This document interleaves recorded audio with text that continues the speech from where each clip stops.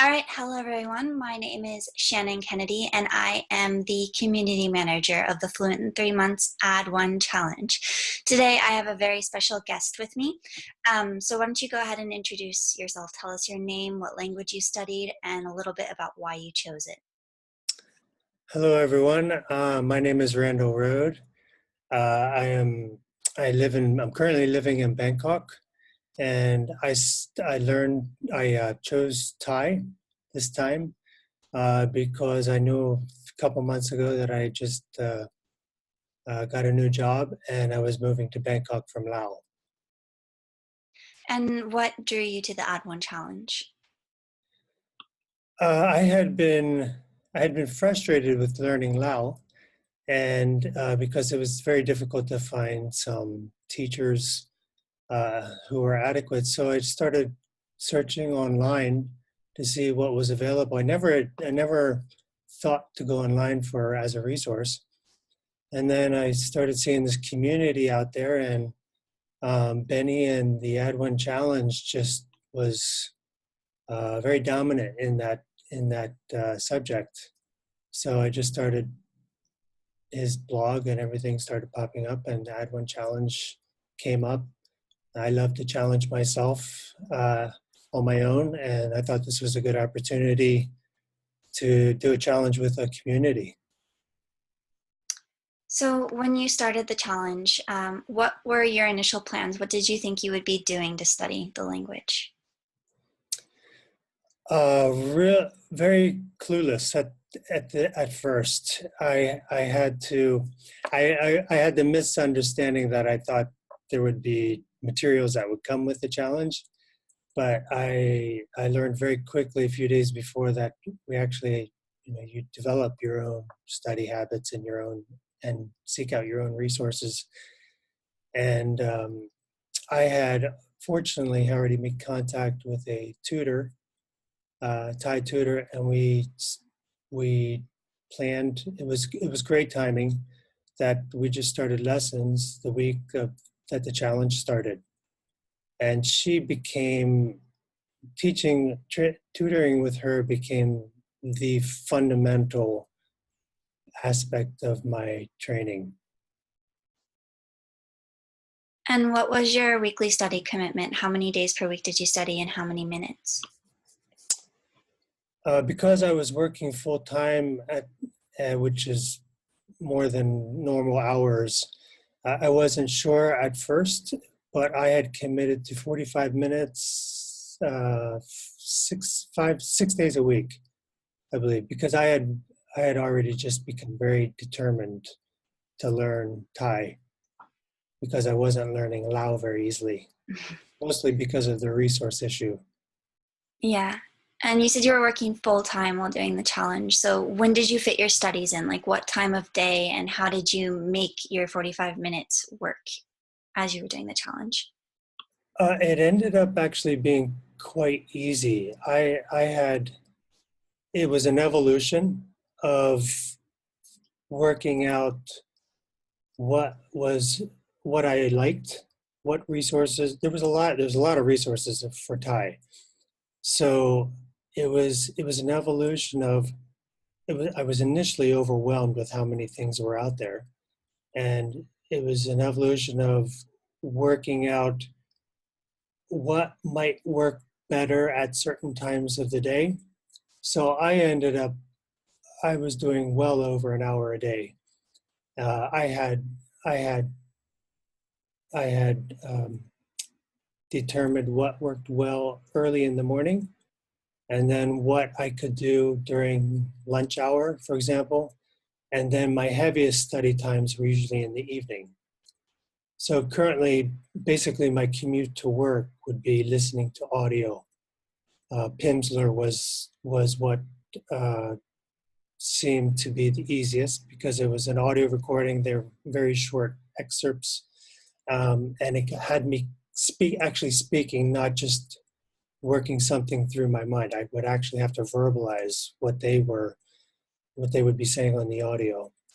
And then lunchtime, sometimes I would have flashcards, or I would just start practicing a word that I had learned for the day. And then the evening was much more studious lecture type of study, like writing the words, trying to learn the vocabulary and sentence structure. So what were some of the more studious resources? So you had mentioned Pimsleur for audio, and were taking italki lessons or lessons with the tutor, maybe not necessarily on italki, and you were using flashcards. But as far as what other specific resources you found helpful to you in the challenge, what would those be? Pod 101 was a resource. I hesitated on actually becoming subscribing because it can get a little expensive. So I had run some trials on several different websites, but the tutor became, for me, the tutor was the core investment.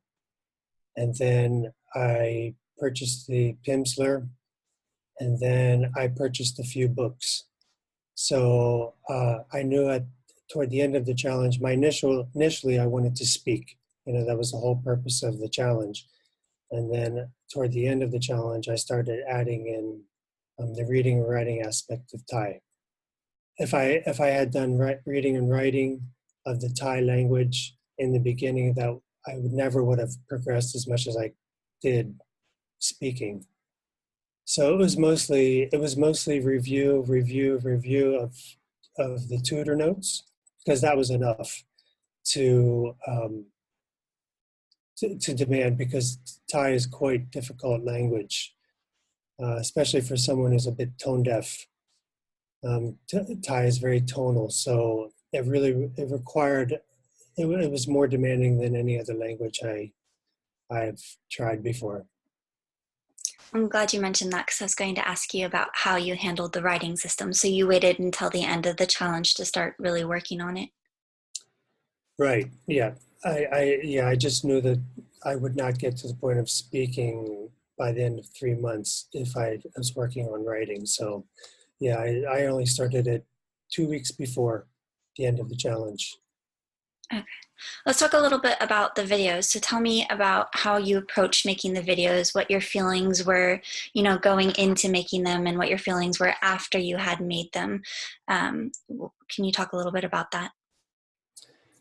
Sure. Initially, of course, I was anxious and nervous, and I think what worked for me is I try meditation. I try to incorporate that into my daily life. So I just relaxed before. I would be nervous, and then I would work myself through a relaxation period, and then became comfortable with just focusing on what I was able to speak. I just determined in my mind that I'm not performing for anyone. What this is an exercise just to indicate your progress, and it should be more celebratory than anything, because you should always be better than you were before, and introducing new vocabulary. So I would just relax, and then most of the time I was quite spontaneous. I didn't want anything too scripted. I would make sure was familiar with the subject and the words I was going to use, just run it through my mind, and then I just would record. It was not too scripted beforehand. What about any obstacles you might have faced during the challenge, like vacations or plateaus or emergencies or anything? Did you have anything like that come up during the challenge? And if it did, how did you overcome it? I had to travel twice around the world, going back to the US, which is a long haul. And what I had done for that particular case was prepare some materials that I knew I would be able to handle on the plane. So I just did some preparation beforehand. I knew I couldn't push myself too much because it's very tiresome to travel that far and that long. And I knew by the end I would not be able to do much in the last few hours of the flight. I think the biggest challenge to that was to the challenge was taking a break. I became quite determined, and with the day that I was thinking of taking a break, it was hard for me to actually take the break uh, because I was just so persistent and determined to do the best I could with this experience. So did you end up taking your break or did you end up pushing through and studying anyways? For the 90 days, I think I took 3 days off. I didn't do any study, and I realized I was about 3 weeks into the challenge before I decided to take my first break. And I didn't really feel like I needed it because I was excited. I was there was a quote that I had posted up that I saw earlier in the beginning of the challenge that someone posted. I thought it was really neat. It was the saying.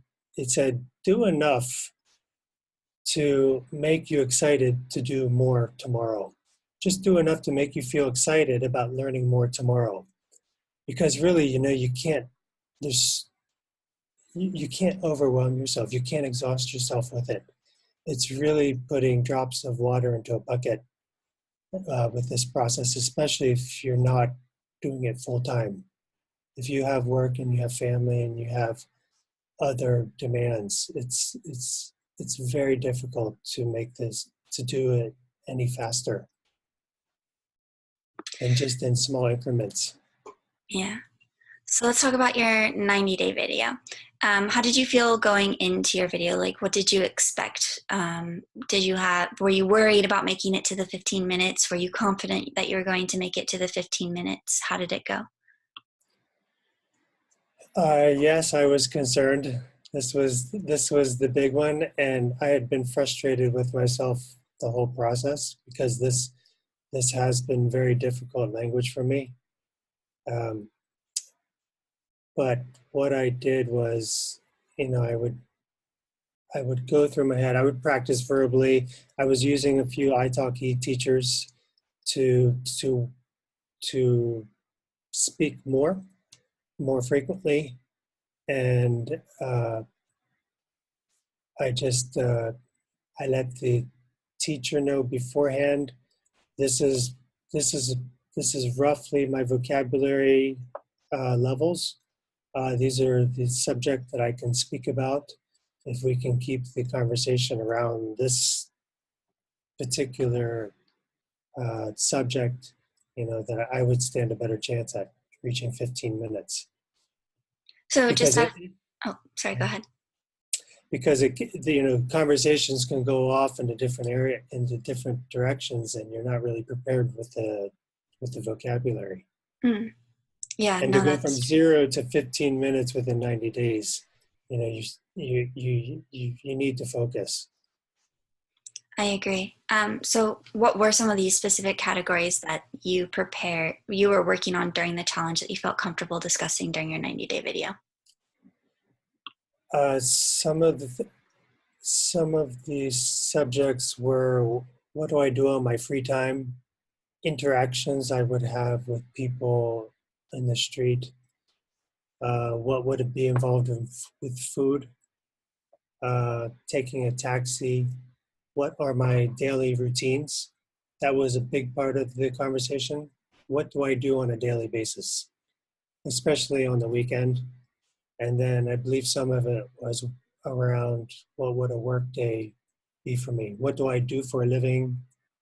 Where have I traveled to? And what are my one or two hobbies? You covered a lot.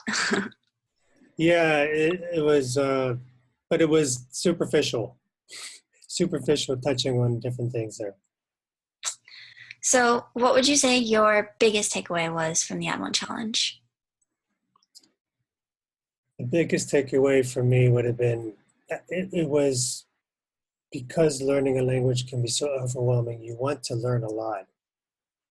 Focusing on small wins is really what helped me to do, because if you open a book, for example, and you just have all this vocabulary, it really doesn't mean anything to you or to me. It's got to be relevant, and it's got to be now. So just working in small increments and focusing on a vocabulary that you feel like you're going to use, that's where I felt like this really helped me, instead of looking at just the overall language and picking up a book with 500 pages in it thinking I need to learn this. Just breaking things down, making things and taking things in learnable chunks, and take those small wins. And if you had advice to someone just starting the Add1Challenge now, what would that be? Get a tutor. I would invest in a tutor. I think that's really where the the the, the best investment is. And the challenge, what was nice for me is that the other thing that was nice about the challenge was I often feel alone in my interests. So that's why I have to challenge myself. When I found this community out there of people who also were interested in learning languages, and some of these people that have, are learning multiple languages, I never knew that there was this polyglot movement out there. It was quite very amazing. So being part of the community of people who are also interested in doing something similar was also motivating. You know, winning or not, being focused, having that accountability, and having a team leader who was sending out encouraging notes, sending out guidelines. You were very responsive with emails and questions about the challenge. So I think it's a very worthwhile investment if you're serious about um, learning a language. Thank you. So you mentioned winning or not, but you are actually one of the Add1Challenge winners. So let's talk a little bit about that, like getting to that point. So when you qualify as a finalist for the Add1Challenge, there's kind of 3 rounds that you get through. So you have the voting period where basically everyone who's completed all of the requirements for the Add1Challenge get voted for. So you passed that round and you made it into the top 3, like, finalists that go, to the polyglot panel. So how did you feel when you found out you were one of the 3 finalists? I was very shocked. I was, I was shocked. I don't really win things when I do these challenges because usually they're on my own. But yeah, I was very happy to hear that.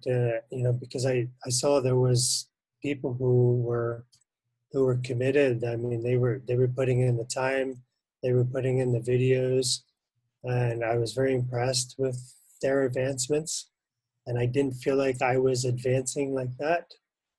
So quite happy. And then we had the finale, where all 9 of the finalists from the Add1Challenge that you were in were there, and you found out that you were the winner of the Add1Challenge, that you had not only made it past all of the voting, past the finals, but you went on to win the Add1Challenge. So when you found out, how did you feel then?